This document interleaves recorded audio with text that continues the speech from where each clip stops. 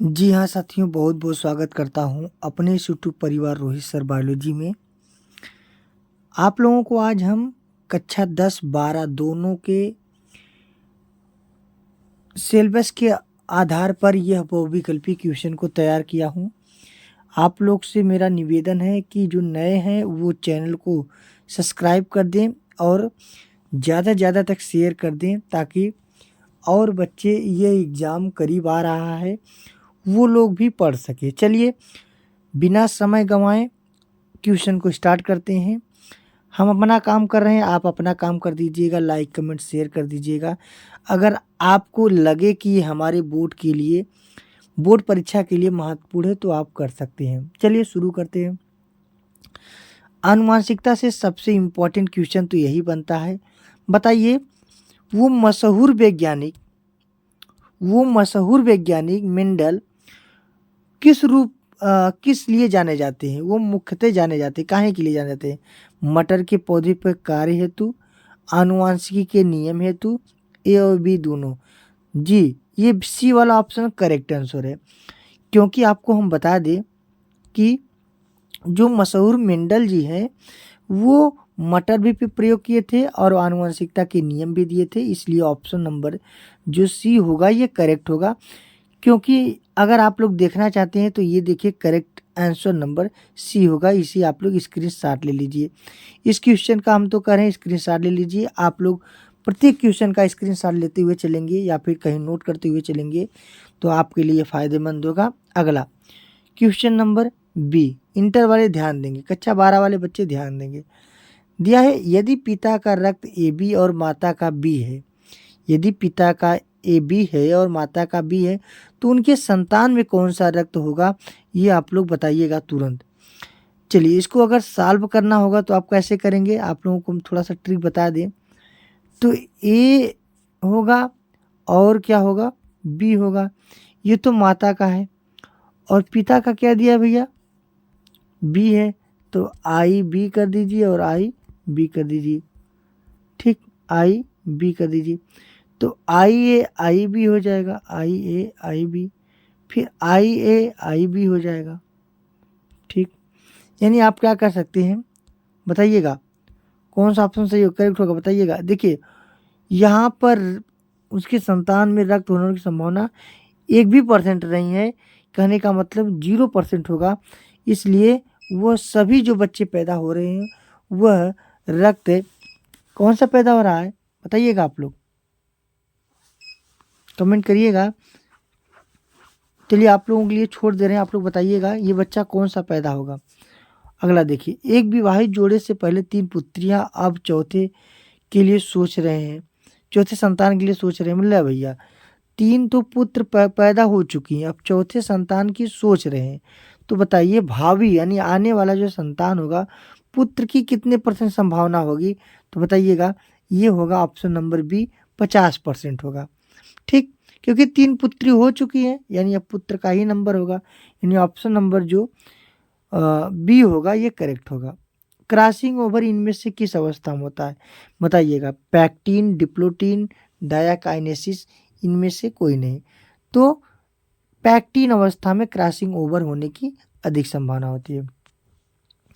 अगला है, विशुद्ध लाल तथा विशुद्ध सफेद पौधे के संग्रह करने पर, माने कि अशुद्ध लाल ले लिया है और सॉरी विशुद्ध लाल है विशुद्ध सफेद है, माने शुद्ध लाल शुद्ध सफेद पौधे की भी संग्रह कराने से पहले संतति में गुलाबी वाले पुष्प की मिले हैं, तो यह एक प्रकार का है।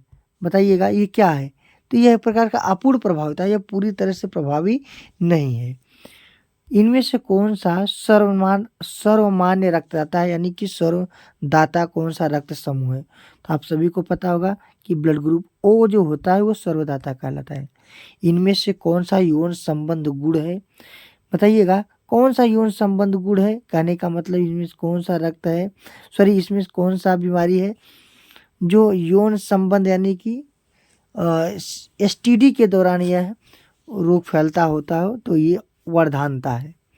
जब कोई गुण एक से अधिक विपरीत जोड़ों के संचारित होता है तो क्या कहलाता है, तो वह बहुविकल्पिता कहलाता है, यानी मल्टीपल एलिज्म कहलाता है, जिसका उदाहरण क्या होगा, जिसका उदाहरण होगा मानव में रक्त की वंशागति।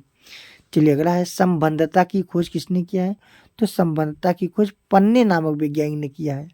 याद रखिएगा, मेंडल ने प्रस्तावित किया था अर्जित गुणों की वंशागति, आनुवंशिकी का नियम, संलग्नता का नियम, ऊर्जा का नियम। तो ये तो एकदम बहुत ही आसान है। मेंडल आनुवंशिकी के नियम की खोज किए थे। हीमोफीलिया किस तरह की बीमारी है, बताइए। हीमोफीलिया जो होता है तो वो कैसी बीमारी है, हीमोफीलिया पता है क्या है। हीमोफीलिया जब शरीर में या कहीं भी चोट लग जाता है तो रक्त का स्राव जल्दी बंद नहीं होता है, लगातार रक्त निकलता है, तो ये हीमोफीलिया बीमारी होती है। बताइए कैसा रोग है, वंशागत रोग है, क्या प्रभावी लक्षण है, कि एक संलग्न रोग है, इनमें से सभी है। तो हम बता दें ये सभी रोग वंशागत भी है, अप्रभावी भी है और एक संलग्न भी है। अगला, द्विसंकर क्रॉस में जो फिनोटाइप का अनुपात आता है कितना आता है, बताइएगा आप लोग। तो ये 3:1 होता है और 1:2 ये तो जीन प्रारूप होता है। 9:7 और 9 ये सी डी एकदम बिल्कुल गलत है। और अगर आपसे यही पूछता कि जीनोटाइप तो कहते हैं 1:2:1, लेकिन पूछा है फिनोटाइप यानी कि लक्षण प्रारूप, तो ये हमारा सही हो जाएगा। अगला, युग्मन एवं प्रतिकर्षण के सिद्धांत को किसने प्रस्तुत किया है, बताइएगा। युग्मन और प्रतिकर्षण के सिद्धांत को बेबेटसन एवं पनेट नामक वैज्ञानिक ने किया था। अगला, एक परिवार जिसमें 5 बेटियां हैं और वो छठी संतान होने वाली है, तो बेटा होने की संभावना बताइए। इसका मतलब जानते हैं 2 लड़का 2 लड़की पैदा होता है, यानी यहाँ तो 5 तो पहले ही पैदा हो गए, माने 2 लड़का 2 लड़की पैदा होगी। अब जो छठा है अब उसका नंबर लग रहा है, तो बताइए कितने परसेंट आने की संभावना है, तो 50% है। अब ये इंपॉर्टेंट क्वेश्चन बताइए, क्लाइनफेल्टर सिंड्रोम का गुणसूत्र घटक है, यानी जो क्लाइनफेल्टर सिंड्रोम होता है उसका गुणसूत्र घटक क्या होता है। पहला 2AXX, 2AXYY, 2AY, 2AXY। तो यहाँ पर जो क्लाइनफेल्टर है ये बी वाला सही होगा, जिसे हम लोग कहते हैं सुपर मेल या अति नर कहते हैं। मानव रुधिर वर्ग कौन कौन से हैं, ए बी सी तथा ओ गलत, बी सी गलत, ए बी और ए बी तथा ओ, यानी सी वाला ऑप्शन जो होगा ये करेक्ट होगा। अगला, यदि मेंडल ने 8वां गुण पर विचार करता तो निम्नलिखित में से कौन सा नियम असफल हो जाता। यदि मेंडल 7 ही गुण खोजे थे, 7 ही लक्षण खोजे थे मटर के पौधे में, अगर वो 8वां खोज लेता या फिर 8वां के बारे में बताता, तो बताइए मेंडल का कौन सा नियम गलत माना जाता था।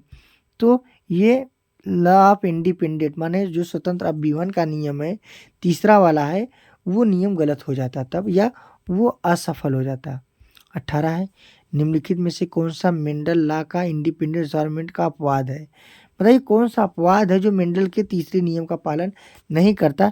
तो वो संलग्नता है, यानी लिंकेज है, क्योंकि संलग्नता जानते हैं क्या कहता है, कहता है कि जब एक ही गुणसूत्र पे जीन एक दूसरे के पास पास स्थित होता है तो वह आनुवंशिक लक्षणों को पीढ़ी दर पीढ़ी लेकर जाता हो, अर्थात वह मेंडल के तीसरे या कह सकते हैं कि लॉ ऑफ इंडिपेंडेंट रिजॉल्वमेंट नियम का पालन नहीं करता, यानी ऑप्शन नंबर जो डी होगा ये सही होगा।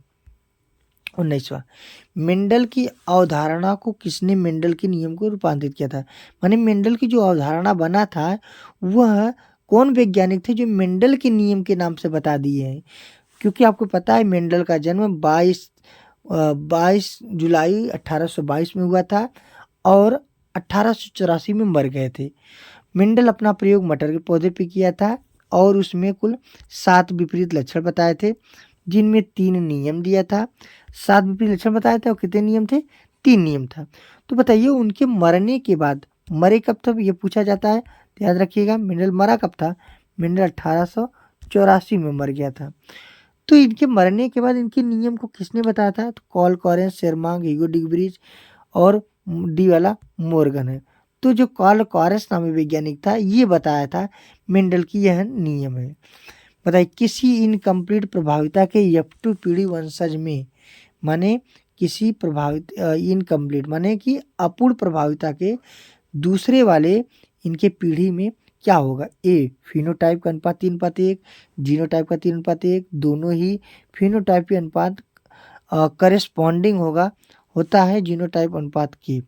बताइए ऑप्शन नंबर ए कौन सा करेक्ट होगा, तो डी वाला होगा कि जो फिनोटाइप है वो करेस्पॉन्डिंग होता है और जो जीनोटाइप के अनुपात के इसके अनुपात के वो करेस्पॉन्डिंग होता है। 21वां, एक लंबे पौधे का सेलिंग करने पर लंबा तथा बौने पौधे की तरह पौधे प्राप्त होते हैं, तो प्रथम संतति के लिए कौन सी संभावना होगी, लंबा बौना बराबर की संभावना असक्षम डाटा, तो लंबा होगा। निम्नलिखित में से कौन सा संतति का क्रॉसिंग ओवर फिनोटाइप के लिए समान होगा, बताइए इसमें कौन सा जिसका फिनोटाइप समान होगा, कमेंट करिए आप लोग। डी, ठीक ना, डी वाला। अगला, A B B B C C test cross में कितने फिनोटाइप उत्पन्न होते हैं, तो ऑप्शन नंबर डी 4। निम्नलिखित में से कौन सा विभिन्न युग्मक उत्पन्न करेगा, A B B C C D, बताइएगा इसमें, तो इसमें से बी वाला होगा A B B C D D E F, ठीक है। निम्नलिखित में कौन सा शुद्ध हाइब्रिड है, एकदम शुद्ध हाइब्रिड है, बताइएगा इसमें कौन सा ऑप्शन नंबर जो एकदम शुद्ध हाइब्रिड, तो वो है ऑप्शन नंबर सी होगा। निम्नलिखित में से कौन सा क्रॉस 3:1 को दर्शाता है, तो ये सी वाला होगा। अगला, किसी परिवार में 5 पुत्रियां छठे संतान पर होने की संभावना है, बताइएगा ए वाला 2 में से 1। किसी genotype A B B B C D D कितने प्रकार के गुण बन सकते हैं, तो 4 प्रकार के। किसी हाइब्रिड क्रॉस में संतति की जीनोटाइप अनुपात होता है, तो ये होगा बी 1:1:1:1:1। यदि माता का रुद्र ओ है तो शिशु का भी ओ है, तो पिता का समूह क्या होगा, ये इम्पोर्टेंट होगा, तो पिता का भी ओ होगा। चलिए इस प्रकार से हम 30 आनुवांशिकता के पार्ट से बहुविकल्पी का क्वेश्चन कराए हैं, तो आप लोग जरूर इसको पूरा पढ़िएगा, ज़्यादा से ज़्यादा शेयर करिएगा। धन्यवाद।